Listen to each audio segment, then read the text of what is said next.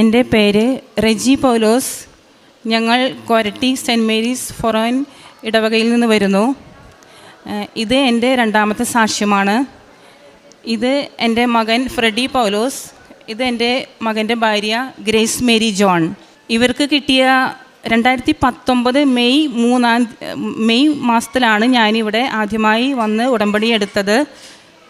ഉടമ്പടി എടുക്കാനുണ്ടായ കാരണം എൻ്റെ മകൻ്റെ ഭാര്യയ്ക്ക് കുവൈറ്റിലേക്ക് പോകാൻ, മകൻ്റെ അടുത്തേക്ക് പോകാൻ വേണ്ടി വിസയ്ക്ക് വെച്ചിരുന്നു. പക്ഷേ വിസ കിട്ടിയെങ്കിലും അത് അവിടെ ചെന്ന് ജോലിയൊക്കെ ശരിയാവാൻ വേണ്ടി വേറൊരു നല്ല ജോലിക്കൊക്കെ ട്രൈ ചെയ്തു. പക്ഷേ വിസ ട്രാൻസ്ഫർ ആവുന്നുണ്ടായിരുന്നില്ല. ഞാൻ എൻ്റെ നിയോഗങ്ങളിൽ ഞാൻ 2-3 പുതുക്കലിനൊക്കെ ഞാൻ എൻ്റെ നിയോഗങ്ങളിൽ ഇവളുടെ കാര്യങ്ങളൊക്കെ ഞാൻ വെച്ചു, ഒത്തിരി പ്രാർത്ഥിച്ചു. പക്ഷേ നടക്കണുണ്ടായിരുന്നില്ല. ഞാൻ പ്രാർത്ഥിക്കുന്നുണ്ട്, ഒത്തിരി എല്ലാ കാര്യങ്ങളും ചെയ്യുന്നുണ്ട്, പക്ഷെ നടക്കുന്നുണ്ട്. പിന്നെ അവസാനം ഞാൻ മാതാവിനോട് പറഞ്ഞു, മാതാവേ, ഞാൻ ഇനി എൻ്റെ കാര്യങ്ങളൊന്നും വെക്കില്ല, എൻ്റെ വീട്ടിലെ ഒരു കാര്യവും ഞാൻ വെക്കുന്നില്ല, ഞാനെല്ലാം മറ്റുള്ളവർക്ക് വേണ്ടിയാണ് ഞാൻ വെക്കണുള്ളൂ, മാതാവിന് ഇഷ്ടമുണ്ടെങ്കിൽ തന്നാൽ മതി എന്ന് ഞാൻ പറഞ്ഞു പ്രാർത്ഥിച്ചു. അങ്ങനെ കഴിഞ്ഞ 2 കാര്യങ്ങൾ, ഞാൻ ഇവളുടെ കാര്യവും എൻ്റെ മകൾക്ക് വിദേശത്തേക്ക് പോകാനുള്ള കാര്യങ്ങളും ഞാൻ വെച്ചേ ഇല്ല. ആദ്യത്തെ 2-3 മാസങ്ങളിൽ മാത്രമേ ഞാൻ വെച്ചുള്ളൂ, പിന്നെ ഇത് വെച്ചില്ല. പിന്നെ ബാക്കിയുള്ളവരുടെ നാട്ടിലെ അല്ലെങ്കിൽ എനിക്ക് അറിയാത്തവരുടെ കാര്യങ്ങളൊക്കെയാണ് അനാഥാലയത്തിൽ പോകേണ്ട അവിടുത്തെ അമ്മച്ചിമാരുടെയൊക്കെയാണ് ഞാൻ വെച്ചത്. അങ്ങനെ ഈ കഴിഞ്ഞ മെയ് മാസത്തിൽ അവളുടെ വിസ, 1 കൊല്ലമായിട്ട് ട്രൈ ചെയ്തുകൊണ്ടിരുന്നിരുന്ന വിസ, ട്രാൻസ്ഫറിന് വേണ്ടി ട്രൈ ചെയ്തിരുന്ന വിസ ഈ കഴിഞ്ഞ മെയ്യിലാണ് നടന്ന് കിട്ടിയത്. 2 കാര്യങ്ങളും, മകളുടെ വിദേശത്തേക്ക് പോകാനുള്ളതും നടന്ന് കിട്ടി. അത് അവൾ ഇവിടെ വന്ന് സാക്ഷ്യം പറഞ്ഞിട്ടുണ്ട്. ഇത് ഇവൾക്ക് ഞാൻ മൈക്ക് കൊടുക്കുകയാണ്, ഇവൾ തന്നെ അത് ഡീറ്റെയിൽ ആയിട്ട് പറയും. ഞാൻ ഉടമ്പടി എടുത്തത് 2022 ഡിസംബറിലാണ്. എനിക്ക് വിസ എടുത്തപ്പോൾ മെഡിക്കൽ ചെയ്തപ്പോൾ അതിന് മെഡിക്കലൊരു ഇഷ്യൂ ഉണ്ടായിരുന്നു. അപ്പോൾ എൻ്റെ മദർ ലോ പറഞ്ഞിട്ടാണ് ഞാൻ ഉടമ്പടി എടുത്തത്. അങ്ങനെ ഉടമ്പടി എടുത്ത് നെക്സ്റ്റ് വീക്ക് തന്നെ എനിക്ക് വേറൊരു മെഡിക്കലിന് അപ്പോയിൻമെൻറ്റ് കിട്ടി. എൻ്റെ മെഡിക്കൽ പാസ്സാവുകയും എനിക്ക് കുവൈറ്റിലേക്ക് പോകാനുള്ള വിസ ശരിയാവുകയും ചെയ്തു. അങ്ങനെ ഞാൻ കുവൈറ്റിൽ പോയപ്പോൾ ഉടമ്പടി എടുത്തപ്പോൾ ഇവിടെ ചെയ്തിട്ടുണ്ടായിരുന്ന കാര്യങ്ങളെല്ലാം ഉഴപ്പി അവിടെ പോയി ആകെ ഉഴപ്പലായി. അങ്ങനെ 1 മാസം കഴിഞ്ഞ് ഫെബ്രുവരിയിൽ എനിക്ക് അവിടെ ഒരു ടെമ്പററി ആയിട്ട് ജോലി കിട്ടി, ലീവ് വേക്കൻസിയിൽ. അങ്ങനെ ഞാൻ ജോലിക്ക് പോയി. അപ്പോൾ എനിക്ക് തോന്നി, കുഴപ്പമൊന്നുമില്ലല്ലോ, എല്ലാം നൈസായിട്ട് നടക്കുന്നുണ്ട്, ഒരു പ്രശ്നവുമില്ല. അങ്ങനെ ആ ജോലിയിൽ പോയി. അവിടെ പക്ഷേ ടെമ്പററി ആയ കാരണം എനിക്ക് വേറെ ജോലി നോക്കണം. അങ്ങനെ ഞാൻ വേറെ ജോലിക്ക് ഇൻ്റർവ്യൂവിനൊക്കെ പോകുന്നുണ്ടായിരുന്നു.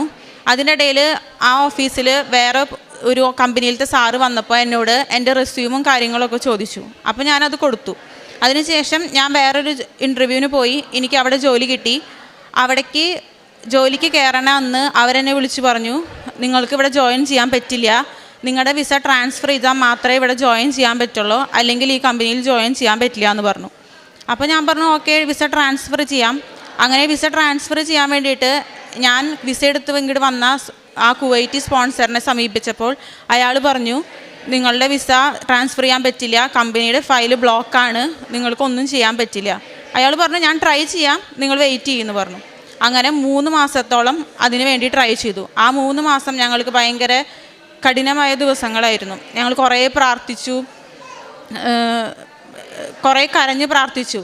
അവസാനം ജോലി കിട്ടാണ്ടായപ്പോൾ ഞാനും ഭർത്താവും കൂടെ ഒരുമിച്ച് കുടുംബ പ്രാർത്ഥനകളെല്ലാം മുട്ടുകുത്തി കൈവിരിച്ച് നിയോഗങ്ങളൊക്കെ ചൊല്ലി ആണ് പ്രാർത്ഥിച്ചത്. അങ്ങനെ പ്രാർത്ഥിച്ചപ്പോഴാണ് എനിക്ക് തോന്നിയത്, എൻ്റെ റെസ്യൂം വാങ്ങിക്കൊണ്ടുവന്ന സാറ്, ആ സാറിൻ്റെ നമ്പർ ചോദിക്കാം, ആ സാറിനൊന്ന് വിളിച്ച് ചോദിക്കാം, ജോലി വല്ലതുണ്ടോ, കിട്ടോ, എൻ്റെ വിസ ഈ പ്രോബ്ലമാണ്, അപ്പോൾ എനിക്ക് ആ പ്രോബ്ലം നിൽക്കുമ്പോൾ തന്നെ ജോലി കിട്ടുമോ എന്ന് ചോദിക്കാൻ വേണ്ടി ഞാൻ ആ സാറിനെ വിളിച്ചു. അപ്പോൾ സാറ് പറഞ്ഞു, നാളെ വായോ, നമുക്കൊരു ഇൻ്റർവ്യൂ ചെയ്യാം, എന്നിട്ട് നോക്കാമെന്ന് പറഞ്ഞു. അങ്ങനെ ഞാനും ഹസ്ബൻഡും കൂടെ പിറ്റേ ദിവസം ആ സാറിൻ്റെ കമ്പനിയിലേക്ക് പോയി. സാർ ഇൻ്റർവ്യൂ ചെയ്തു. അങ്ങനെ സാറ് പറഞ്ഞു, കുഴപ്പമില്ല, 3 മാസം പ്രൊബേഷൻ പീരീഡ്, എന്നിട്ട് നമുക്ക് നോക്കാം, അങ്ങനെ പറഞ്ഞു. അപ്പോൾ ഞാൻ ഓക്കെ എന്ന് പറഞ്ഞ് പോയി. അപ്പോൾ മാതാവ് എന്നെ അനുഗ്രഹിച്ചു. 3 മാസം എനിക്ക് അവിടെ പ്രൊബേഷൻ പീരീഡിൽ ജോലി കിട്ടി. അപ്പം ഞാൻ വിചാരിച്ചു, 3 മാസം കഴിയുമ്പോൾ എല്ലാം ശരിയാവും, വിസ അപ്ലിക്കും ട്രാൻസ്ഫർ ചെയ്യാനുള്ള കാര്യങ്ങളൊക്കെ ശരിയാവും എന്ന് വിചാരിച്ചു. 3 മാസം കഴിഞ്ഞു. വിസ ട്രാൻസ്ഫർ ചെയ്യാൻ നോക്കിയപ്പോൾ എൻ്റെ വിസ വീണ്ടും ട്രാൻസ്ഫർ ആവണില്ല. ഞാൻ എത്തിയിട്ട് ഒരു കൊല്ലം ആവാറായി.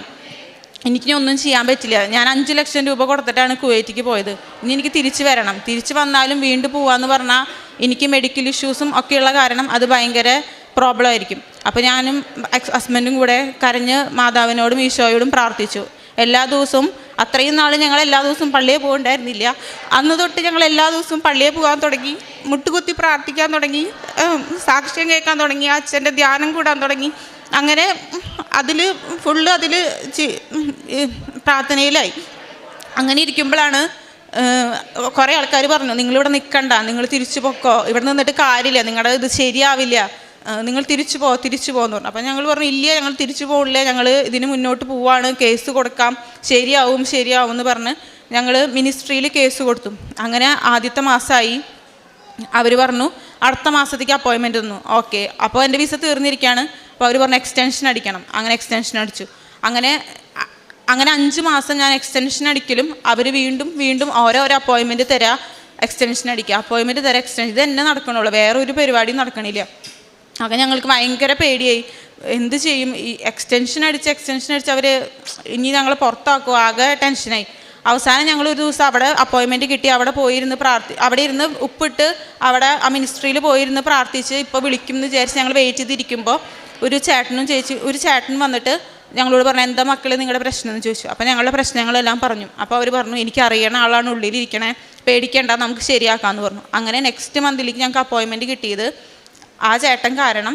ആ ചേട്ടൻ വന്ന് മാതാവിൻ്റെ രൂപത്തിൽ ആ ചേട്ടൻ വന്ന് നെക്സ്റ്റ് വീക്കിലേക്ക് ആക്കി തന്നു. അങ്ങനെ ആ നെക്സ്റ്റ് വീക്ക് ഞങ്ങൾ പോയി അവിടെയുള്ള ആ മാനേജറിനോട് സംസാരിച്ചു. അവർ പറഞ്ഞു, നിങ്ങളെ ശരിയാക്കി തരാം, നിങ്ങൾക്ക് 1 മാസത്തിനുള്ളിൽ എല്ലാം ശരിയാക്കി തരാമെന്ന് പറഞ്ഞു. അങ്ങനെ ഞങ്ങൾ പ്രാർത്ഥിച്ചു, വീണ്ടും കൂടുതൽ പ്രാർത്ഥിച്ചു. അങ്ങനെ ഞാൻ ഒരു ദിവസം പള്ളിയിൽ പോയപ്പോൾ അച്ഛനോട് കുമ്പസാരത്തിൽ പറഞ്ഞു, അച്ഛാ ഇങ്ങനെ പ്രശ്നങ്ങളുണ്ട്. അപ്പം അച്ഛൻ പറഞ്ഞു, മോള് പേടിക്കേണ്ട, എല്ലാം ശരിയാവും, പ്രാർത്ഥിച്ചാൽ മതി, മാതാവ് എല്ലാം ശരിയാക്കാൻ തരും. അങ്ങനെ ഞങ്ങൾ പള്ളിയിലിരിക്കുമ്പോൾ ഇതേപോലെ തന്നെ ഒരു ചേട്ടൻ വന്ന് ഞങ്ങളുടെ 2 പേരുടെയും കയ്യിൽ ഒരു കൊന്ത തന്നിട്ട് പറഞ്ഞു, കൃപാസനത്തിൻ്റെ കൊന്ത തന്നിട്ട് പറഞ്ഞു, നിങ്ങൾക്ക് എന്തോ വിഷമമുണ്ടെന്ന് എനിക്ക് മനസ്സിലായി, പേടിക്കേണ്ട, 53 ദിവസത്തിനുള്ളിൽ നിങ്ങളുടെ എല്ലാ പ്രശ്നങ്ങളും മാറുന്നു പറഞ്ഞു. അപ്പോൾ എനിക്ക് ഭയങ്കര സന്തോഷമായി. അങ്ങനെ ഞങ്ങൾ മിനിസ്ട്രിയിൽ പോയി. ആ മാനേജർ പറഞ്ഞ പോലെ തന്നെ 1 മാസത്തിനുള്ളിൽ മെയ്യിൽ എൻ്റെ വിസ ട്രാൻസ്ഫറായി, എല്ലാം ശരിയാക്കി തന്നു. ഇതിൻ്റെ ഇടയിൽ 1 മാസം ഞാൻ ജോലി ഇല്ലാണ്ടിരുന്നു. ആ 3 മാസം പ്രൊബേഷൻ പീരീഡ് കഴിഞ്ഞപ്പോൾ എൻ്റെ സാർ എന്നോട് പറഞ്ഞു, നീ ഇനി 1 മാസം വരണ്ട, കാരണം നീ ഇവിടെ ഇല്ലീഗലായിട്ടാണ് വർക്ക് ചെയ്യണേ. അപ്പോൾ വല്ലവരും ഇൻസ്പെക്ഷൻ വന്നു കഴിഞ്ഞാൽ നിന്നെ ഇല്ലീഗലായിട്ട് ഇവിടെ കണ്ടു കഴിഞ്ഞ് കഴിഞ്ഞാൽ പിന്നെ എൻ്റെ കമ്പനിക്കും കൂടെ അത് പ്രോബ്ലമാണ്, അപ്പോൾ നീ ഇവിടെ വരണ്ടെന്ന് പറഞ്ഞു. അങ്ങനെ 1 മാസം ഞാൻ പോയില്ല. ആ ഏപ്രിലിൽ ഞാൻ പോയില്ല. മെയ്യിലാണ് എനിക്ക് ട്രാൻസ്ഫർ ശരിയാവണേ. അങ്ങനെ മെയ്യിൽ ഞാൻ ട്രാൻസ്ഫർ ശരിയായി ഓഫീസിൽ ചെന്നപ്പോൾ സാറ് എനിക്ക് 1 മാസം വരാത്ത ശമ്പളം അടക്കം സാറ് എനിക്ക് തന്നു. അങ്ങനെ മാതാവും ഈശോയും കൂടെ എൻ്റെ എല്ലാ കാര്യങ്ങളും നടത്തി തന്നു. പ്രേക്ഷിത പ്രവർത്തനങ്ങൾ ഞാൻ ചെയ്യാറുള്ളത് എല്ലാ മാസവും ശമ്പളം കിട്ടുമ്പോൾ അമ്മയ്ക്ക് അയച്ചു കൊടുക്കും, പാവങ്ങൾക്കും ഹോസ്പിറ്റലിലൊക്കെ കൊടുക്കാൻ വേണ്ടിയിട്ട്. പിന്നെ എല്ലാ ആഴ്ചയിലും അച്ഛൻ്റെ ധ്യാനം കൂടും. പിന്നെ സാക്ഷ്യങ്ങൾ ഷെയർ ചെയ്യും. എല്ലാ ദിവസവും ഓരോ വചനങ്ങൾ സ്റ്റാറ്റസ് ആയിട്ട് ഞാനിടും. ഇത് ഒക്കെ ചെയ്യുമ്പോഴും ഓരോ ആൾക്കാരും എന്നോട് ചോദിക്കും, നീ കൃപാസനത്തിൽ പോയിട്ടുണ്ടല്ലേ, ഉടമ്പടി എടുത്തിട്ടുണ്ടല്ലേ, എന്താ നിൻ്റെ പരിപാടി, എന്താ? അങ്ങനെയൊക്കെ എന്നെ കുറേ പേര് കളിയാക്കിയിട്ടുണ്ട്. അപ്പോഴൊക്കെ ഞാൻ പറയും, ഞാൻ പോയിട്ടുണ്ട്, എടുത്തിട്ടുണ്ട് എന്നൊക്കെ പറയും. അവരൊക്കെ എന്നെ കുറേ പേര് കളിയാക്കിയിട്ടുണ്ട്, കുറേ പേര് എന്നെ ഇതിൽ നിന്ന് മാറ്റാൻ വേണ്ടി നോക്കിയിട്ടുണ്ട്. അപ്പോഴൊക്കെ ഞാൻ എൻ്റെ ഉറച്ചു നിന്ന് കൃപാസനത്തിൽ പ്രാർത്ഥിച്ച് മുന്നോട്ട് പോയി. ഇതാണ് എൻ്റെ സാക്ഷ്യം. പ്രേക്ഷിത പ്രവർത്തനമായിട്ട് ഞാൻ ചെയ്യാറുള്ളത്, ഇവിടുന്ന് 7-8 ബാഗ് കൃപാസന പത്രം മേടിച്ച് കൊണ്ടുപോയി ഞാൻ പിറ്റേ ദിവസം തന്നെ ബസ് സ്റ്റാൻഡുകളിലും ഓട്ടോറിക്ഷക്കാർക്കും പിന്നെ ഹോസ്പിറ്റലുകളിലൊക്കെ നടന്നു കൊടുക്കും. അത് പിറ്റേ ദിവസം തന്നെ ഞാൻ കൊടുത്ത് തീർക്കും. പ്രാർത്ഥിച്ചിട്ടാണ് ഞാൻ കൊടുക്കാറ്. ഇവിടുന്ന് കൊണ്ടുപോയി വൈകുന്നേരം തന്നെ വീട്ടിലെത്തുമ്പോൾ വൈകുന്നേരം ആവുമല്ലോ. അപ്പോൾ വൈകുന്നേരം തന്നെ ഞാൻ എല്ലാ പാത്രവും എടുത്ത് ഓരോന്നും കുരിശ് വരച്ച് വിശ്വാസ പ്രമാണം ചൊല്ലി അടക്കി വെക്കും, കാരണം കൊടുക്കാൻ എളുപ്പത്തിന്. അപ്പം അങ്ങനെ എല്ലാ പത്രവും ഞാൻ അങ്ങനെ ചെയ്തിട്ടാണ് ഞാൻ പിറ്റേ ദിവസം ബസ് സ്റ്റാൻഡിൽ കൊണ്ട് കൊടുക്കുക. പിന്നെ കുറേ പേരൊക്കെ എന്നോട് ചോദിക്കും, ഇതുകൊണ്ട് എന്താ ഗുണം, എന്ത് ഉപകാരമാണ് നിങ്ങൾക്ക് കിട്ടിയത്, അതൊക്കെ ചോദിക്കും. ചിലവരിത് അറിയാനുള്ള ആകാംക്ഷയിൽ ചോദിക്കും, അവിടെ ചെന്നിട്ട് എന്തൊക്കെയാണ് ചെയ്യേണ്ടത്, ഉടമ്പടി എങ്ങനെ എടുക്കണ്ടേ, അവിടെ എങ്ങനെയാണ് കാര്യങ്ങൾ എന്നൊക്കെ ചോദിക്കും, പൈസ ചിലവുണ്ടോ, അങ്ങനെയൊക്കെ എൻ്റെ അടുത്ത് ചോദിക്കാറുണ്ട്. അപ്പോൾ ഞാൻ കൃത്യമായി പറഞ്ഞു കൊടുക്കും. അങ്ങനെ അത് ചെയ്യും. പിന്നെ സാക്ഷ്യങ്ങളൊക്കെ ഞാൻ കേട്ട് അപ്പം തന്നെ ഞാൻ സ്റ്റാറ്റസും ഇടും, ഫേസ്ബുക്കിൽ ഷെയർ ചെയ്യുകയും ചെയ്യും. പിന്നെ അല്ലാതെ തന്നെ ഞാൻ എൻ്റെ അടുത്ത് ചോദിക്കുന്നവരോടൊക്കെ ഞാൻ ഉടമ്പടിനെക്കുറിച്ച് പറഞ്ഞ് മനസ്സിലാക്കി കൊടുക്കും. കൃപാസനത്തെക്കുറിച്ചും മാതാവിനെക്കുറിച്ചൊക്കെ പറഞ്ഞ് മനസ്സിലാക്കി കൊടുക്കും. കാരുണ്യ പ്രവൃത്തികളായിട്ട് ഞാൻ ചെയ്യണത്, എല്ലാ ആഴ്ചയിലും ഒരു ദിവസം അനാഥാലയത്തിലേക്ക് ഞാൻ പോകും. അമ്മച്ചിമാരും അപ്പച്ചന്മാരൊക്കെ ഉണ്ട്. അവിടെ ചെന്ന് അവരുടെ കൂടെ കുറച്ച് നേരമൊക്കെ ഇരുന്ന് അവരെ കുളിപ്പിക്കേണ്ടവരാണെങ്കിൽ കുളിപ്പിച്ച് കൊടുത്ത്, അവരുടെ ഡ്രസ്സൊക്കെ മടക്കി വെച്ച് കൊടുത്ത്, അങ്ങനെ അവരോട് കുറച്ച് കൊച്ചു വർത്താനമൊക്കെ പറഞ്ഞ്, പിന്നെ എന്നെക്കൊണ്ട് പറ്റുന്നുണ്ടെങ്കിൽ ചിലപ്പോൾ വല്ല ഫ്രൂട്ട്സോ അങ്ങനെ എന്തെങ്കിലുമൊക്കെ അവരിങ്ങനെ കൊതി പറയുമ്പോൾ അതൊക്കെ ഞാൻ പിന്നത്തെ പ്രാവശ്യം ചെല്ലുമ്പോൾ ഒക്കെ വാങ്ങിച്ചു കൊടുക്കും. ഭയങ്കര സന്തോഷമാണ് അവർക്ക്. ഞങ്ങളിത് തിന്നിട്ടൊക്കെ കുറേ കൊല്ലങ്ങളായി എന്ന് പറയും. ചിലപ്പോൾ പറയും, ഞങ്ങളുടെ വീട്ടുകാരൊക്കെ വന്ന് ഞങ്ങളെ നോക്കിയിട്ടും കണ്ടിട്ടൊക്കെ കുറേ കൊല്ലങ്ങളായി, കുറേ നാളുകളായി, നിങ്ങളെ കാണുമ്പോൾ ഞങ്ങൾക്ക് ഭയങ്കര സന്തോഷം, അതൊക്കെ അങ്ങനെ പറയും. പിന്നെ പൊതിച്ചോറ് 7-8 പൊതി ആഴ്ചയിൽ ഒരു ദിവസം, അത് വഴിയിലിരിക്കുന്ന പാവങ്ങൾക്കൊക്കെ ഞങ്ങൾ വീട്ടിൽ തന്നെ ഉണ്ടാക്കി 3-4 കൂട്ടം കറികളൊക്കെ ആയിട്ട് ഉണ്ടാക്കി, ഞാനും ഹസ്ബൻഡും കൂടി ഉണ്ടാക്കി അതങ്ങനെ കൊണ്ടു കൊടുക്കും. പൊതിച്ചോറ് കെട്ടി കൊണ്ടു കൊടുക്കും. ഗവൺമെൻറ് ആശുപത്രികളിലൊക്കെ പോയി ഞങ്ങൾ രോഗികളെ കാണും. രോഗികളെ കണ്ട് അവർക്ക് കാര്യങ്ങളൊക്കെ ചോദിച്ച്, ഞാൻ പോകുമ്പോൾ ഞാൻ തൈലവും കൊണ്ടുപോകും. ഇവിടെ നിന്ന് ഉടമ്പടിയുടെ ചെറിയ ലോക്കറ്റ് കിട്ടും, അത് 5-10 മേടിക്കും ഞാൻ. അത് മേടിച്ച് ഞാൻ ബാഗിൽ വെച്ചിട്ടാണ് പോവുക. പിന്നെ ഉടമ്പടി ഉപ്പും എടുക്കുന്നത് ഞാൻ കൊണ്ടുപോകും. അങ്ങനെ ഞാൻ അവിടെയുള്ള രോഗികൾക്ക് ഞാൻ അവരുടെ കാര്യങ്ങളൊക്കെ പറഞ്ഞിട്ട് ഞാൻ ഈ ഉടമ്പടി തൈലം പുരട്ടി, നെറ്റത്ത് പുരട്ടി, കഴുത്തിലും പുരട്ടി പ്രാർത്ഥിക്കും. ശരിയാവും, വിശ്വാസ പ്രമാണമൊക്കെ ചൊല്ലിക്കൊടുക്കും. അങ്ങനെ അതൊക്കെ ചെയ്ത് അങ്ങനെ പ്രാർത്ഥിച്ചിട്ടൊക്കെയാണ് ഞാൻ അവിടെ നിന്ന് പോരുക. അത് ആഴ്ചയിൽ ഒരു ദിവസം അത് ചെയ്യും.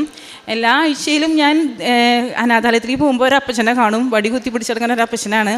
ആ അപ്പച്ചനെ എല്ലാ ആഴ്ചയിലും കാണുമ്പോൾ ആൾക്ക് ഞാനൊരു 100 രൂപ കൊടുക്കും. ഭയങ്കര സന്തോഷത്തോടു കൂടി ആളതിൻ്റെ നിന്ന് മേടിക്കും.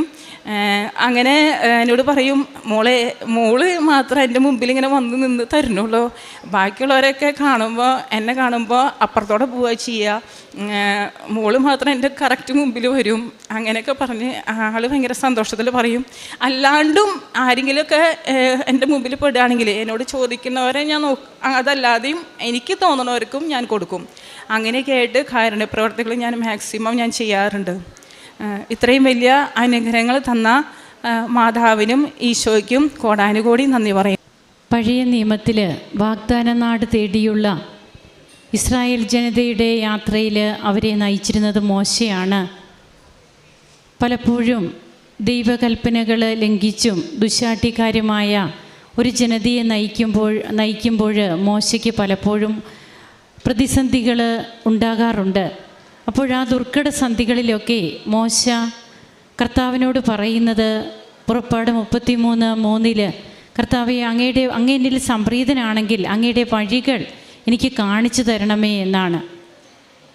അപ്പോൾ മോശ കർത്താവിനോട് അങ്ങനെ പ്രാർത്ഥിക്കുമ്പോൾ കർത്താവ് മോശയോട് പറയുന്ന വചനമുണ്ട്, ഞാൻ തന്നെ നിന്നോടുകൂടെ വരും, ഞാൻ നിന്നെ ആശ്വസിപ്പിക്കും. 33:14 നമുക്ക് തിരുവചനങ്ങൾ ഇപ്രകാരം കാണാൻ കഴിയുക. ഇങ്ങനെ കർത്താവ് കൂടെ നടന്ന് പിന്നെ വഴി നടത്തുന്ന ഒത്തിരിയേറെ അനുഭവങ്ങൾ ഇസ്രായേൽ ജനതയുടെ ജീവിതത്തിലുണ്ട്. ഇന്ന് ഉടമ്പടി ജീവിതത്തിലും ഓരോ മക്കൾക്കും തങ്ങളുടെ ജീവിതത്തിലും പറയുവാനുള്ളത് ഈ പ്രതിസന്ധി ഘട്ടങ്ങളെ തരണം ചെയ്യുന്നത് എങ്ങനെ എന്നുള്ളതാണ്.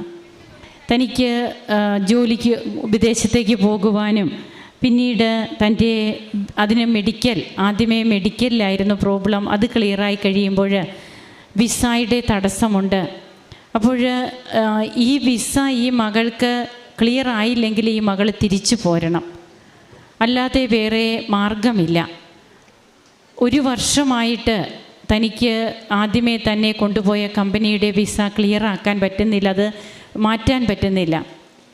പിന്നീട് ജോലി കിട്ടിയ കമ്പനിയുടേതിലേക്ക് മാറ്റാൻ സാധിക്കുന്നില്ല. അപ്പോഴങ്ങനെ ഇവിടെ നിന്ന് ഉടമ്പടി എടുത്ത് പോയി അതിനുശേഷം നന്നായിട്ട് ഉഴപ്പി എന്നാണ് പറയുക. അതായത് ഇന്ന് ഒത്തിരിയേറെ അനുഭവങ്ങൾ ഇങ്ങനെയും ഈ ആൾത്താരയിൽ പറയുന്നുണ്ട്. അതായത് ഉഴപ്പി നടക്കുന്നവരെ അമ്മ വീണ്ടും തിരിച്ചു പിടിക്കുന്ന, അത് നമ്മുടെ ജീവിതത്തിലെ പ്രശ്നങ്ങളിൽ, പ്രതിസന്ധികളിൽ അതിനുവേണ്ടി മാത്രം ഒരു കാര്യസാധ്യത്തിനായി ഒരു ഉടമ്പടി എന്നുള്ള രീതിയിൽ ചിലപ്പോഴെങ്കിലും അറിഞ്ഞോ അറിയാതെയോ നാം അങ്ങനെ മാറിപ്പോകുമ്പോൾ അതല്ല യഥാർത്ഥത്തിലുള്ള ജീവിതം.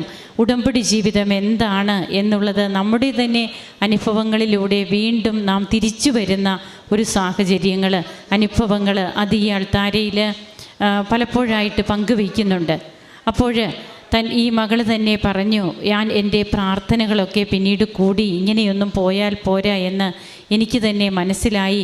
ഹസ്ബൻഡും ഞാനും ഒരുമിച്ച് മുട്ടുകുത്തി നിന്ന് കൈവിരിച്ച് പിടിച്ച് ഞങ്ങൾ പ്രാർത്ഥിക്കാൻ തുടങ്ങി.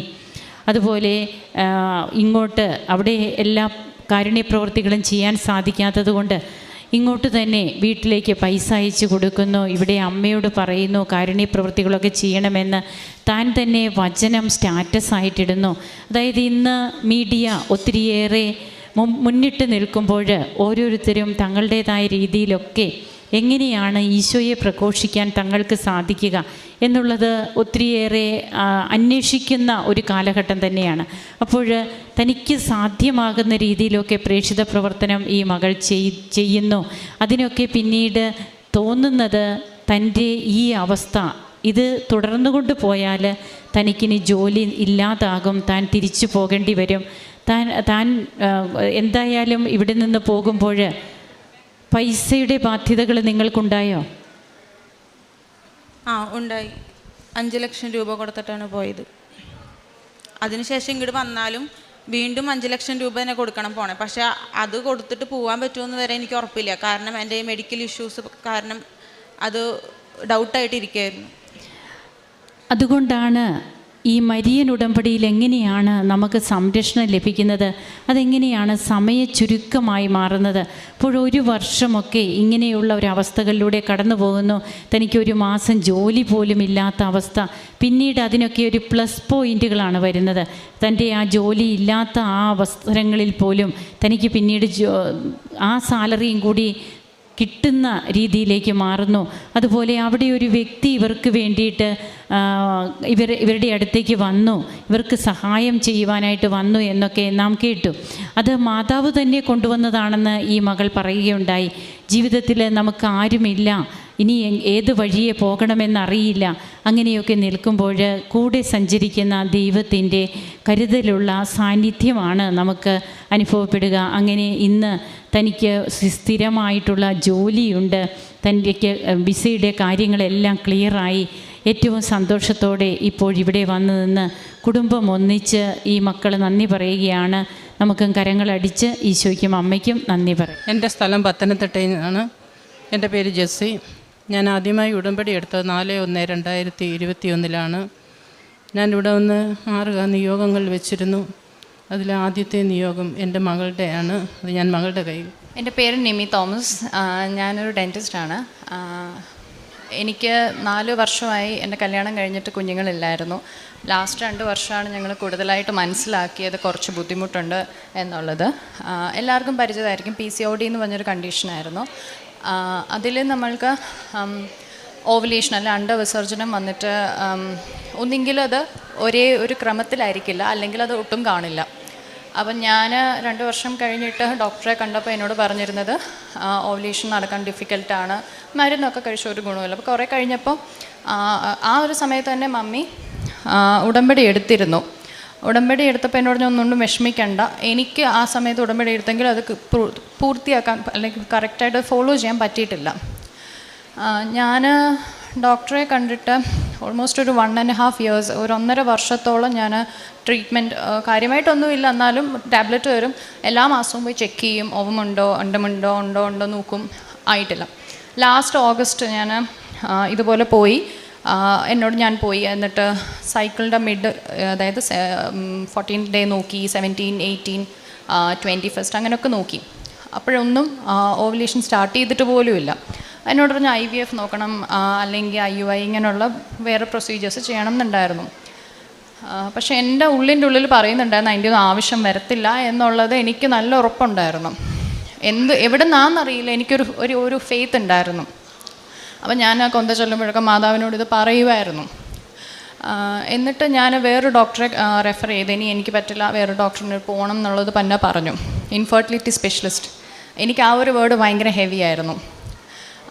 എന്നിട്ട് വിഷമത്തോടെ ആണെങ്കിലും ഞാൻ പോയി. എന്നോട് പറഞ്ഞു ഏതായാലും നമുക്ക് നെക്സ്റ്റ് സൈക്കിളിൽ നോക്കാം, ഇത്തവണയൊന്ന് വെയിറ്റ് ചെയ്യാൻ പറഞ്ഞു. ഞാൻ എന്നിട്ട് ജോലിക്ക് പോകാൻ നേരം ഒരു ദിവസം ഓഗസ്റ്റ് കഴിഞ്ഞു സെപ്റ്റംബർ ആയി. ഒരു ദിവസം പെട്ടെന്ന് ഞാൻ കേൾക്കുക ഈ കുഞ്ഞിനെ മാതാവിൻ്റെ കുഞ്ഞായിട്ട് വളർത്തണം എന്ന്. അതൊരു ആൺ വോയിസ് ആണോ പെൺ വോയിസ് ആണോ എന്ന് എനിക്ക് മനസ്സിലായില്ല. പക്ഷേ ഞാൻ ആ ഒരു മെസ്സേജ് എനിക്ക് കിട്ടി. ഉടനെ ഞാൻ വിചാരിച്ചെന്ന് ഡോക്ടറെ ഒന്ന് വിളിക്കാം, ഈ സ്പെഷ്യലിസ്റ്റിനെ തന്നെ വിളിച്ചു. അപ്പം ഡോക്ടർ വന്ന് നാളെ ഒന്ന് യൂറിൻ ടെസ്റ്റ് ചെയ്ത് നോക്കാം എന്ന് പറഞ്ഞു. നോക്കിയപ്പം നെക്സ്റ്റ് ഡേ ഞാനൊരു ടെസ്റ്റൊക്കെ ഒരു കിറ്റൊക്കെ വാങ്ങിച്ചാന്ന് ജോലി സ്ഥലത്തുനിന്ന് പോയിട്ട്. എന്നിട്ട് എനിക്ക് നമുക്ക് അറിയാം ഓവുലേഷൻ നടന്നിട്ടില്ല, ഇതൊന്നും സയൻറ്റിഫിക്കായിട്ട് നോക്കിയാൽ നടക്കുന്ന കാര്യമല്ല, നമുക്കറിയാം. എന്നാലും ഒരു ഹോപ്പ് ഉണ്ടായിരുന്നു. നെക്സ്റ്റ് ഡേ മോർണിംഗ് രാവിലെ ഞാൻ എണ്ണീറ്റ് നോക്കി, UPT ടെസ്റ്റ് പോസിറ്റീവ് ആയിരുന്നു. അന്നേരം ഞാൻ ആലോചിക്കുന്നത് ഇത്രയും അടുപ്പിച്ചുള്ള ദിവസങ്ങൾ, ആ ഒരു മാസവും ഞാൻ കണ്ടിന്യൂസ് പോയി നോക്കി. ഇപ്പം സ്കാനിൽ എനിക്ക് കാണാം ഒന്നുമില്ല, അവിടെ ഓവം ഇല്ല.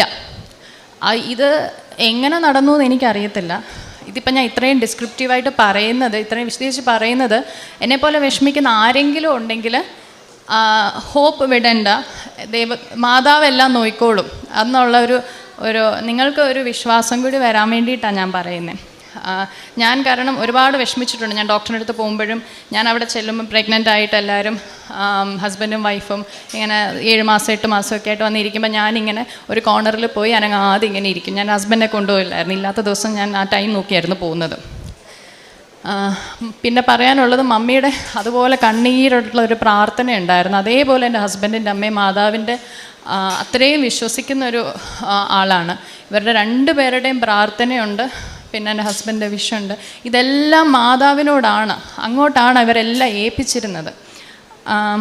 അപ്പോൾ എൻ്റെ മാതാവിൻ്റെ കുഞ്ഞായിട്ട് വളർത്തിക്കോണമെന്ന് കിട്ടിയ മെസ്സേജ് ഞാൻ ഇതാ എൻ്റെ മോള് കഴിഞ്ഞ മെയ് 16-നായിരുന്നു ജനനം, 1.5 മാസമായി. ഒന്ന് തിരികെ കാണിക്കാമോ? ഇതാ എൻ്റെ ഞങ്ങളുടെ കുഞ്ഞ്.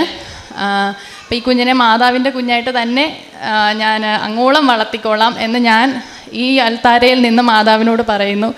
എന്നും നന്ദിയുള്ളതായിരിക്കും, എന്നും. ഞാൻ വേറൊരു കാര്യം, ഞാനൊരു ക്ലിനിക്കിലാണ് വർക്ക് ചെയ്യുന്നത് ഇതുപോലെ. അവിടെ എൻ്റെ കൂടെ ഉണ്ടായിരുന്ന നേഴ്സുണ്ട്, സൗമ്യ നേഴ്സ്. പുള്ളിക്കാർക്ക് 8 വർഷമായിട്ട് കുഞ്ഞുങ്ങളില്ല, കല്യാണം കഴിഞ്ഞിട്ട്. അപ്പോൾ ഈ വിവരം അറിഞ്ഞ് എൻ്റെ അടുത്ത് വന്ന് എന്നെ കൺഗ്രാജുലേറ്റ് ചെയ്തു. പക്ഷേ നമ്മൾക്ക് മനുഷ്യരല്ല, നമുക്കൊക്കെ ആഗ്രഹങ്ങൾ വരുമല്ലോ. ആ പാവം ഇരുന്നങ്ങ് കരഞ്ഞു. 8 വർഷമായിട്ട് കുഞ്ഞുങ്ങളില്ലാത്തതെന്ന് ഓർത്തോണം. കരഞ്ഞപ്പം എനിക്കത് സഹിച്ചില്ല. അപ്പം ഞാൻ മമ്മിയോട് ഇങ്ങനെ ഫോൺ വിളിച്ചപ്പോൾ കാര്യം പറഞ്ഞു. അപ്പം എൻ്റെ കയ്യിൽ ഉടമ്പടി വസ്തുക്കളൊക്കെ ഉണ്ടായിരുന്നു, ഉപ്പും തൈലും ഒക്കെ ഉണ്ടായിരുന്നു. അപ്പം ആൾ ഹിന്ദുവാണ് ഈ പറയുന്ന നേഴ്സും.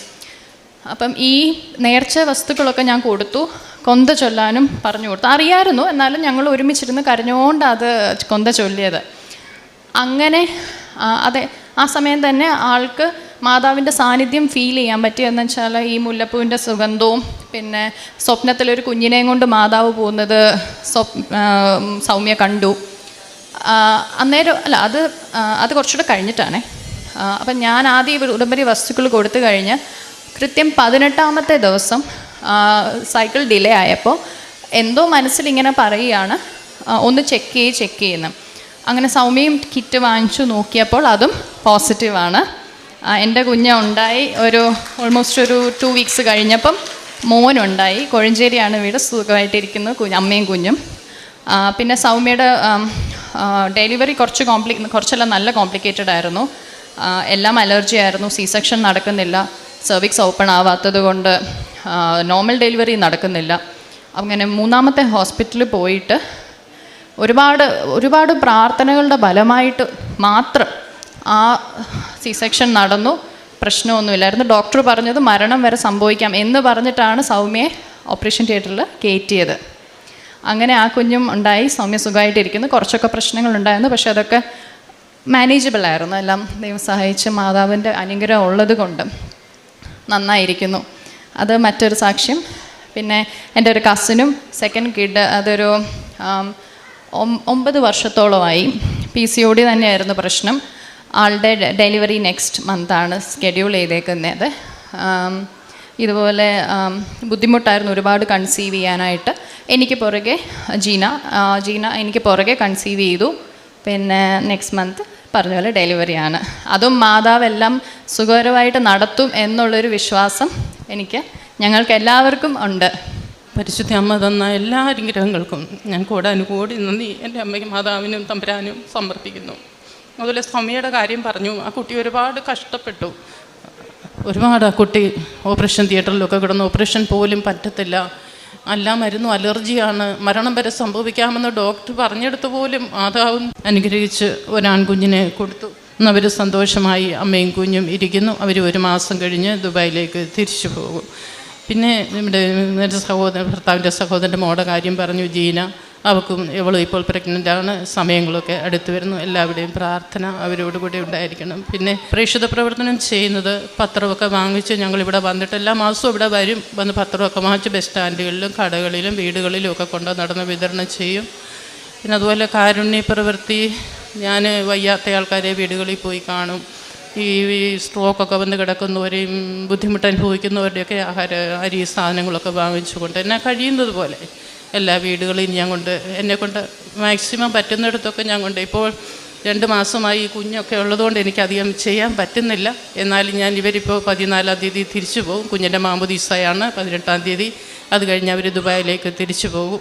പോയി കഴിഞ്ഞിട്ട് എന്നെ കഴിവുന്നോളം മാതാവിനും ഈശോയ്ക്കും വേണ്ടി എല്ലാം ചെയ്യാൻ ഞാൻ ആഗ്രഹിക്കുന്നു. പിന്നെ ഞങ്ങളുടെ കൂട്ടത്തിൽ ഞങ്ങൾക്കൊരു ഗ്രൂപ്പുണ്ട്, 13 പേരടങ്ങുന്ന ഒരു ഗ്രൂപ്പ്. ആ ഗ്രൂപ്പിൽ ഞങ്ങളെല്ലാവരും എപ്പോഴും അങ്ങോട്ടും ഇങ്ങോട്ടും എന്ത് പ്രശ്നം വന്നാലും പരസ്പരം പറഞ്ഞ് എല്ലാവരും മറ്റുള്ളവർക്ക് വേണ്ടി പ്രാർത്ഥിക്കും. അതിപ്പോൾ 2 പേരിവിടെ ഉണ്ട്. ഒന്ന് സുമിത, അവർ പുള്ളിക്കാരി ക്രൈസ്തവയാണ്. ഒരു ദിവസം ഞാനിങ്ങനെ പ്രാർത്ഥിച്ചുകൊണ്ടിരിക്കുമ്പോൾ ഈശോ എന്നെ കാണിച്ചു തരികയാണ്. സുമിതയെ കാണുന്നു, അവൾ ഒരുപാട് ചൂട് അനുഭവിക്കുന്നു, ഫാൻ കാണുന്നു. അപ്പോൾ ഞാൻ അവളെ ഇങ്ങനെ വിളിച്ചു, എന്താടി നിനക്ക് പ്രശ്നമെന്ന് ചോദിച്ചപ്പോൾ, മമ്മി ഭയങ്കര ചൂടാണ്, കിടക്കാൻ പറ്റത്തില്ലല്ലോ എന്ന് പറഞ്ഞു. ഞാൻ അന്ന് തന്നെ അവളെ വിളിച്ച്, അവൾക്ക് ഫാൻ ഉണ്ടായിരുന്നു, അവിടെ ഭർത്താവ് അവളുമായിട്ട് സ്വല്പം അകലത്തിലൊക്കെയാണ്. ആ ഫാനും കിണറിൻ്റെ മോട്ടറും എല്ലാം മനുഷ്യൻ അഴിച്ചുകൊണ്ട് പോയി. അവൾ 2 പെൺകുഞ്ഞുങ്ങളും വയ്യാത്തൊരു സഹോദരനുമായിട്ട് വളരെ കഷ്ടത്തിലാണ് അവൾ ജീവിക്കുന്നത്. അപ്പോൾ അതെല്ലാം അങ്ങനെയൊക്കെ എനിക്ക് ചെയ്യാൻ കഴിഞ്ഞിട്ടുണ്ട്. മുന്നോട്ടും ഇങ്ങനെയുള്ള കാര്യങ്ങളൊക്കെ ചെയ്യാൻ ദൈവം തമ്പുരാനെ എനിക്കിടയാക്കണമേ എന്ന് ഞാൻ പ്രാർത്ഥിക്കുന്നു. എൻ്റെ മാതാവിനും ഈശോയ്ക്കും കോടാനുകോടി നന്ദി ഞാൻ സമർപ്പിക്കുന്നു. സങ്കീർത്തനം 116:13 ഇങ്ങനെ പറയുന്നുണ്ട്, കർത്താവിൻ്റെ മേൽ ചൊരിഞ്ഞ അനുഗ്രഹങ്ങൾക്ക് ഞാൻ എന്ത് പകരം കൊടുക്കും? രക്ഷയുടെ പാനപാത്രം എടുത്തുയർത്തി കർത്താവിൻ്റെ നാമം ഞാൻ വിളിച്ചപേക്ഷിക്കും. ഇപ്പോൾ നമ്മൾ കേട്ട നിമ്മി തോമസിൻ്റെ സാക്ഷ്യം. ഒരു ഡോക്ടറാണ്, തൻ്റെ കൂടെ വർക്ക് ചെയ്യുന്ന ഒരു സ്റ്റാഫ് നേഴ്സിൻ്റെ കാര്യം, അതുപോലെ തന്നെ നമ്മൾ കേട്ടു സഹോദരിയുടെ കാര്യം. ഇവരുടെ 3 പേരുടെയും ജീവിതത്തിൽ പരിശുദ്ധ അമ്മ ചൊരിഞ്ഞ വലിയ അനുഗ്രഹത്തിനാണ് അവർ നന്ദി പറയുന്നത്. ശാസ്ത്രീയപരമായിട്ട് മെഡിക്കൽ സയൻസിൻ്റെ എല്ലാ വശങ്ങളും അറിയാവുന്ന ഒരു സഹോദരി തൻ്റെ വിശ്വാസത്തിൻ്റെ ആഴത്തിൽ നിന്നുകൊണ്ട് ഇത് സംഭവിക്കുകയില്ല എന്നറിയാം, മാനുഷികമായിട്ട് ഇത് സംഭവിക്കില്ല എന്നറിയാം, എന്നിരുന്നാലും ദൈവത്തിൽ പൂർണ്ണമായിട്ട് ആശ്രയിച്ചുകൊണ്ട് മുന്നോട്ട് പോയപ്പോൾ, തൻ്റെ പ്രാർത്ഥനാ ജീവിതം മുന്നോട്ട് കൊണ്ടുപോയപ്പോൾ, തൻ്റെ ഉടമ്പടി ജീവിതം മുന്നോട്ട് കൊണ്ടുപോയപ്പോൾ അവരുടെ ജീവിതത്തിൽ ദൈവം ചൊരിഞ്ഞ വലിയ അനുഗ്രഹമാണ് നമ്മളിപ്പോൾ അനുഭവ സാക്ഷ്യമായിട്ട് കേട്ടത്. ഈ സഹോദരി പറയുകയുണ്ടായി, എനിക്ക് ഒരു സ്വരം കേൾക്കുവാനായിട്ട് സാധിച്ചുവെന്ന്. ഉടമ്പടിയുടെ ഒരു ഏറ്റവും വലിയ പ്രത്യേകതയാണ് ഒരു കമ്മ്യൂണിക്കേഷൻ നടക്കുക എന്നുള്ളത്. പരിശുദ്ധ അമ്മ അല്ലെങ്കിൽ ഈശോ തന്നെ നമ്മളോട് വ്യക്തമായിട്ടും കൃത്യമായിട്ടും ഉടമ്പടിയിൽ സംസാരിക്കും എന്നുള്ളതാണ് ഏറ്റവും വലിയ ഉടമ്പടിയുടെ ഒരു കാര്യമെന്ന് പറയുന്നത്. അതുപോലെ തന്നെ ഈ സഹോദരി പറഞ്ഞു, എൻ്റെ അപ്പൻ്റെയും അമ്മയുടെയും പ്രാർത്ഥനാ ജീവിതമാണ് എനിക്ക് ബലം നൽകിയതെന്ന്.